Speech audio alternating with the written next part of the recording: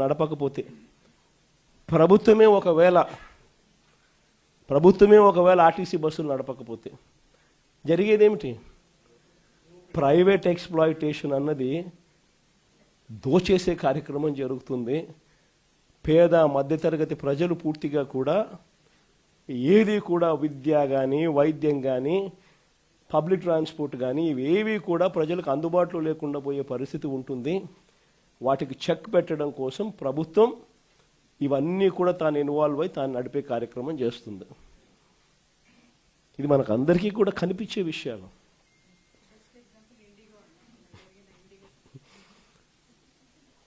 ఒకవైపున అన్ని వ్యవస్థలు, ఒకవైపున ఇక్కడ ఈరోజు చూస్తే అన్ని కుప్పకూలిపోయిన పరిస్థితులే.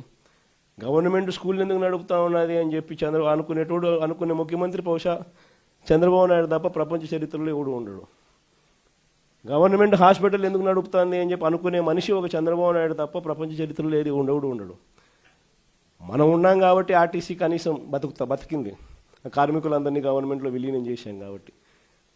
మనం విలీనం చేయకపోయింటే చంద్రబాబు నాయుడు గారు కానీ వచ్చిందంటే ఆర్టీసీ కూడా ఈ పాటికి అమ్మేసి ఉంటాడు.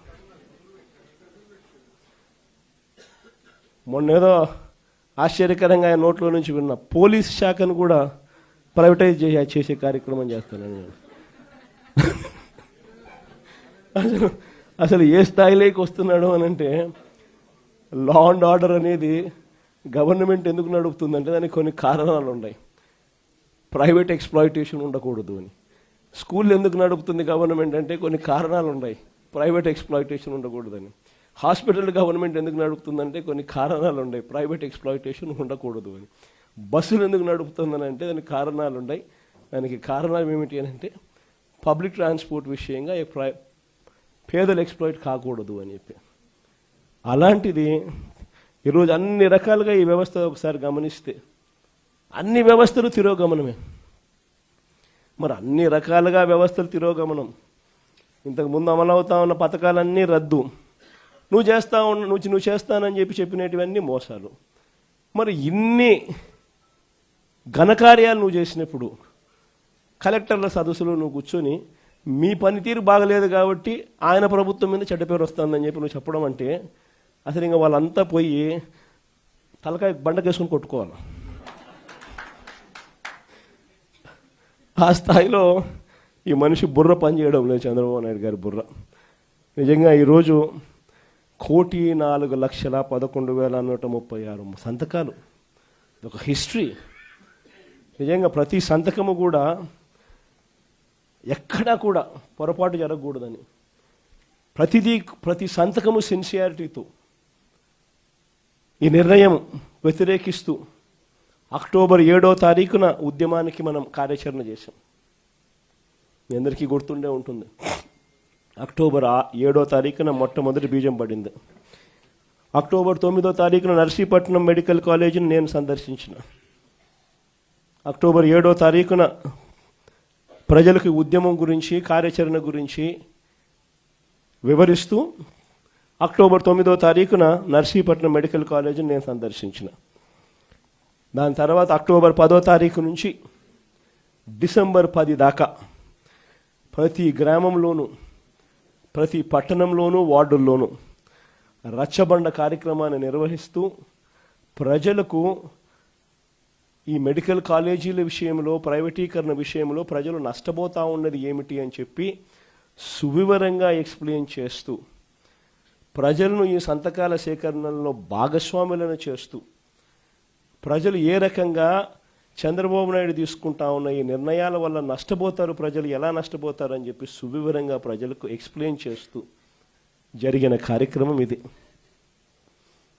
నిజంగా ఒక ప్రైవేట్ మెడికల్ కాలేజ్ జిల్లా కేంద్రంలో ఒక గవర్నమెంట్ మెడికల్ కాలేజ్ ఒక జిల్లా కేంద్రంలో వస్తే అక్కడ ఉట్టి మెడికల్ కాలేజీలో ఉన్న సీట్లే కాదు, ఆ సీట్ల వల్ల లోకల్గా మన పిల్లలు గవర్నమెంట్ డాక్టర్లుగా అక్కడే కనిపిస్తారు అనేది ఒక ఆస్పెక్ట్ అయితే, ప్రైవేట్ కన్నా తక్కువ ధరకే మన పిల్లలు చదివి బయటకు వచ్చే పరిస్థితి ఉంటుంది అన్నది ఒక ఆస్పెక్ట్ అయితే,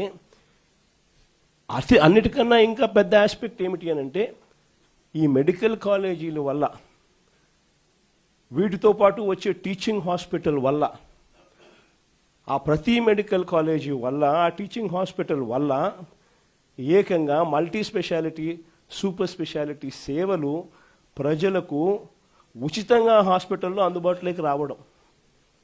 అంటే మా కడప అయితే ఫర్ ఇన్స్టెన్స్ ఒక ఎగ్జాంపుల్, బహుశా ఏది తీసుకున్నా కూడా ఇదే మాదిరిగానే ఉంటుంది.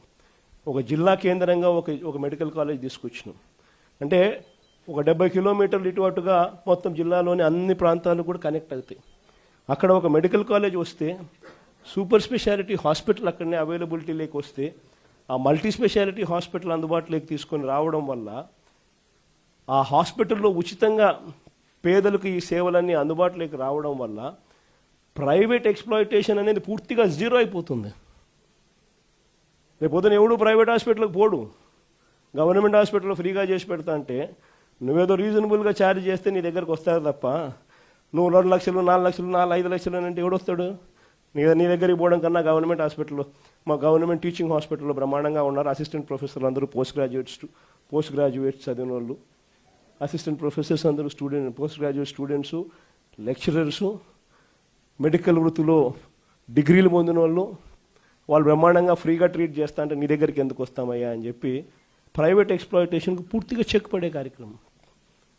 ఈ వివరాలన్నీ కూడా సువివరంగా ఈ రచ్చబండ కార్యక్రమాలలో ఎక్స్ప్లెయిన్ చేస్తూ, ప్రజలను భాగస్వాములను చేస్తూ, వాళ్ళ సంతకాలు తీసుకుంటూ, ప్రతి ఒక్కరూ వచ్చి స్వయంగా ప్రతి పేపర్ మీద సంతకం పెట్టి వాళ్ళ టెలిఫోన్ నెంబర్ కూడా రాసి ఏమాత్రం భయపడకుండా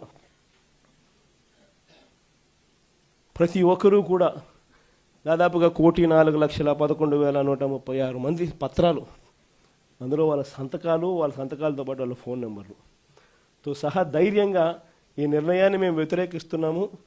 ప్రభుత్వం మెడలు వంచైనా సరే ఈ నిర్ణయం వెనక్కి తీసుకునేట్టుగా ప్రజలు తీసుకుని వచ్చేదానికోసం మేమంతా సన్నద్ధంగా ఉన్నాము అని చెప్పి ఏకంగా ధైర్యంగా ముందుకు వచ్చి సంతకాలు చేసినారు. ఈ కార్యక్రమం అక్టోబర్ 10 నుంచి డిసెంబర్ 10 వరకు జరిగింది. నవంబర్ 12వ తారీఖున నియోజకవర్గ కేంద్రాలలో ర్యాలీలు నిర్వహించడం. 175 నియోజకవర్గాలలో కూడా నవంబర్ 12వ తారీఖున జరుగుతూ ఉన్న ఈ కార్యక్రమానికి ప్రజల్లో ఇంకా అవేర్నెస్ క్రియేట్ కావడం కోసం అని చెప్పి ప్రతి నియోజకవర్గంలోనూ నవంబర్ 12వ తారీఖున ర్యాలీలు నిర్వహించడం. మళ్ళీ ఈ నెల 10వ తారీఖున, డిసెంబర్ నెల 10వ తారీఖున మళ్ళీ 175 నియోజకవర్గాలలో ర్యాలీలు నిర్వహిస్తూ ఈ బండ్లను జిల్లా కేంద్రాలకు పంపించే కార్యక్రమానికి శ్రీకారం చుట్టాం. మళ్ళీ ఈ నెల 15వ తారీఖున జిల్లా కేంద్రాలలో కూడా ఇదే రకమైన ర్యాలీలు నిర్వహిస్తూ ప్రజల్లో అవేర్నెస్ క్రియేట్ చేస్తూ ఇక్కడ నుంచి జిల్లా కేంద్రాల నుంచి ఏకంగా ఈ బండ్లు మన దగ్గరికి వచ్చే కార్యక్రమానికి శ్రీకారం చుట్టడం జరిగింది. దాని తర్వాత ఈరోజు మీ అందరి సమక్షంలో మళ్ళీ మనం ఇక్కడ నుంచి బండ్లను గవర్నర్ గారి దగ్గరికి పంపించడం, ఆయనకు చూపించడం కొరకు పంపించడం రెండూ చేస్తున్నాం.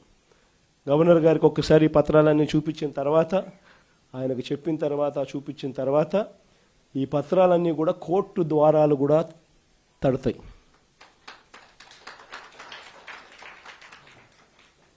కోటి 4 లక్షల సంతకాలు చేసిన ఈ డాక్యుమెంట్స్ అన్నీ కూడా భద్రంగా కోర్టు ద్వారాలు కూడా తడతాయి. కోర్టులో కూడా పిటిషన్ వేస్తాం. 1,04,00,000 సంతకాలు రెడీగా ఉన్నాయి.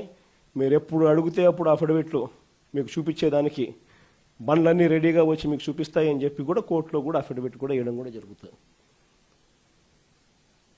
ఇంతటితోనే చంద్రబాబు నాయుడు జ్ఞానోదయం వస్తుందని నేను అనుకోవడంలో, ఎందుకంటే కొంచెం చర్మం అందం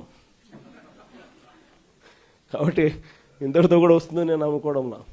ఎందుకంటే మామూలుగా మీకు గుర్తుండే ఉంటుంది, పూర్వం మనం ఎప్పుడో, నేను చిన్నప్పుడు జనార్దన్ రెడ్డి గారు ప్రైవేట్ మెడికల్ కాలేజ్ ఇచ్చినారు అని చెప్పి ఏకంగా ముఖ్యమంత్రి పదవి నుంచి ఆయన రాజీనామా చేయాల్సి వచ్చింది. ప్రైవేట్ మెడికల్ కాలేజ్ ఇచ్చినారని రాజీనామా చేయాల్సి వచ్చింది. నాకు అప్పుడు చాలా చిన్నపిల్లోని, అప్పుడే నేను అనుకుంటా ఉంటే ఒక ప్రైవేట్ ఒక కాలేజు, ఈరోజు ఈయనకు సిగ్గు లేదు, ఇంకొకటి లేదు, ఏకంగా లెఫ్ట్ రైట్ సెంటర్ గవర్నమెంట్ ఆస్తులను నేను ఇచ్చేస్తున్నాను అని చెప్పి స్కాములు చేయడానికి ఏమాత్రం వెనకడుగు వేయడంలా. ఇచ్చేసే కార్యక్రమం చెనిక్కాయలకు బెల్లాలకు ఇచ్చేయడమే కాకుండా స్కాముల్లో ఇంకా అన్నిటికన్నా దారుణమైన స్కామ్ ఏమిటో తెలుసా? నువ్వు ప్రైవేట్ వాళ్ళకి కాలేజీలు ఇచ్చేసిన తర్వాత ఆ ప్రైవేట్ కాలేజీలు వాళ్ళు ప్రైవేట్ కాలేజీలు ఇది నడిపేటప్పుడు వాళ్ళ జీతాలు నువ్వు ఇస్తావంట. అది ఇంకా పెద్ద స్కాము. నువ్వు ప్రైవేట్ వానికి ఇచ్చేసిన తర్వాత ఆ private college private teaching hospital వాళ్ళు నడిపేటప్పుడు వాళ్ళ జీతాలు గవర్నమెంట్ ఇస్తుందంట. అంటే నెలకు ఒక్కొక్క కాలేజీలో కనీసం 5 కోట్లు జీతం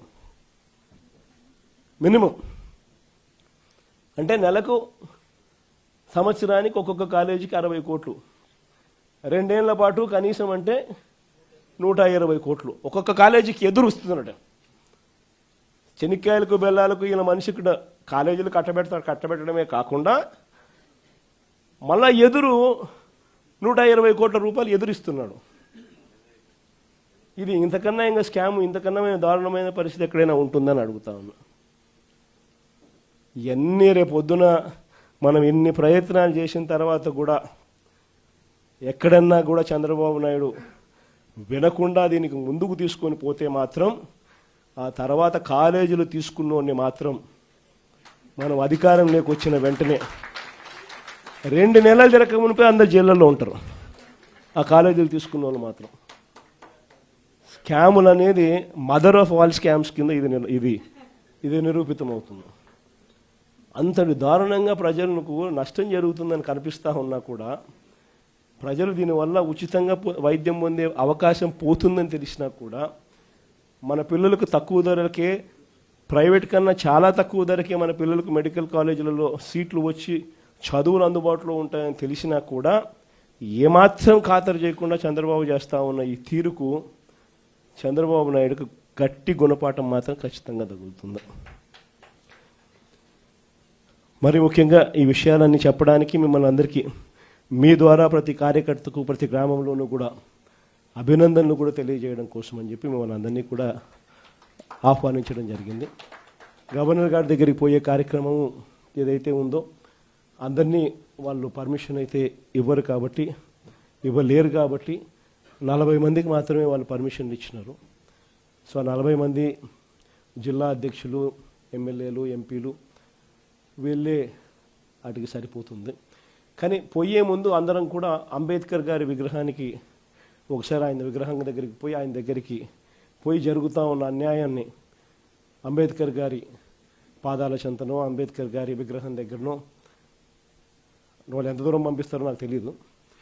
వాళ్ళు ఈ చంద్రబాబు నాయుడు అనే ప్రభుత్వం అనేది పూర్తిగా అన్యాయమైన ప్రభుత్వం కాబట్టి అంబేద్కర్ గారిని దర్శించుకుని ఆయనకు కూడా జరుగుతూ ఉన్న అన్యాయం కాపీనిగా ఆయన దగ్గర ఒకసారి పెట్టి అటు నుంచి అటే 40 మంది మీ గవర్నర్ గారి దగ్గరికి పోయే కార్యక్రమం చేస్తాం.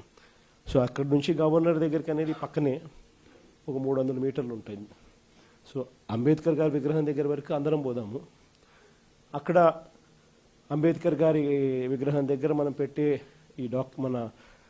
ఈ విన్నపాన్ని పెట్టే కార్యక్రమం ఏదైతే ఉందో అది కూడా అందరం కలిసి చేద్దాము. దాని తర్వాత ఒక 40 మంది ఎవరికైతే పర్మిషన్ అయితే ఉందో వాళ్ళు నేను మాత్రం అక్కడి నుంచి గవర్నర్ గారి దగ్గరికి పోయే కార్యక్రమం చేస్తాం. సో అటుకి ఆ కార్యక్రమం ఈ ఘట్టం ఇంతవరకు పూర్తవుతుంది. దీని తర్వాత కోర్టులో చేసే యుద్ధం స్టార్ట్ అవుతుంది. ఈ లోపల చంద్రబాబు నాయుడు ఇంకా మనసు మార్చుకోకుండా ఇంకా అడుగులు ముందుకు వేసే కార్యక్రమం చేస్తూ ఉంటే నియోజకవర్గ స్థాయిలోను జిల్లా స్థాయిలోను ప్రొటెస్ట్ కార్యక్రమాల్లో భాగంగా మళ్ళీ మనం ప్రజల మధ్యన నిల్చొని ఉద్యమాలు చేసే కార్యక్రమాలు